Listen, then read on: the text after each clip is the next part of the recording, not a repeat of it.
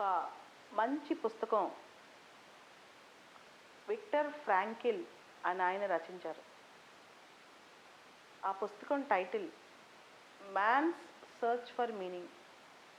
అంటే మనిషి జీవితంలో అర్థం కోసం ఎత్తుకుంటూ ఉన్న ఒక మనిషి సర్చ్ గురించి ఈ పుస్తకం చెప్తుంది. ఈ పుస్తకం రాసిన ఆయన జర్మన్ జ్యూ. హిట్లర్ టైంలో జర్మనీలో జూగా పుడతారు. ఆయన ఒక సైక్రియాటిస్ట్ కూడా. మనందరికీ తెలిసిన విషయమే, హిట్లర్ కాన్సన్ట్రేషన్ క్యాంపులు పెట్టి జ్యూస్ అందరినీ వేధిస్తారు, పర్సెక్యూట్ చేస్తారు. దానిలో భాగంగా ఈ విక్టర్ ఫ్రాంకిల్ని కూడా కాన్సన్ట్రేషన్ క్యాంప్లో పెట్టి చాలా హింసలకు గురి చేస్తారు. అప్పటికే ఆయన సైక్రియాటిస్ట్ కాబట్టి వాటన్నిటినీ చాలా జాగ్రత్తగా తన మనసులోకి తీసుకుంటారు. కాన్సన్ట్రేషన్ క్యాంప్లో పరిస్థితులు ఎలా ఉన్నాయంటే, గ్యాస్ ఛాంబర్స్లోకి మనుషులను పంపించి చంపేసేవాళ్ళు.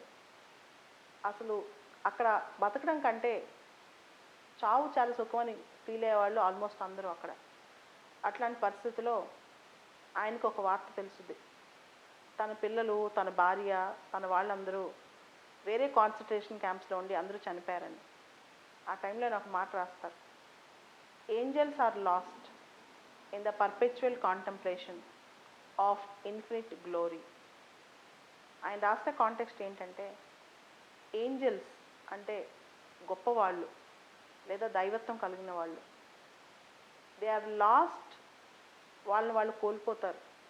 ఇన్ ద పర్పెచువల్ కాంటెంప్లేషన్ అంటే శాశ్వతమైన ఒక కాంక్ష కోసం.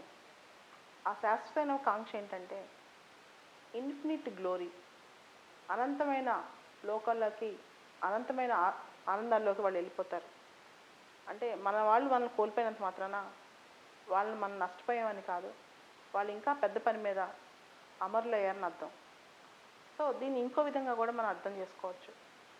Angels are lost in the perpetual contemplation of infinite glory.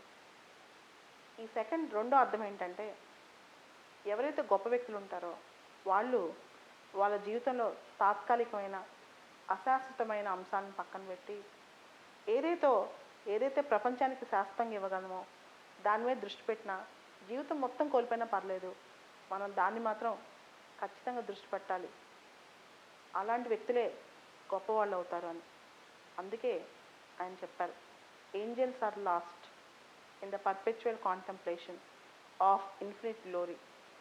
మనం దేనికోసం కష్టపడుతున్నప్పుడో లేదా నష్టాలు గురైనప్పుడో అదంతా ఎందుకు చేస్తున్నాము, మనమే ఎందుకు చేయాలి అనే క్వశ్చన్ వస్తుంది.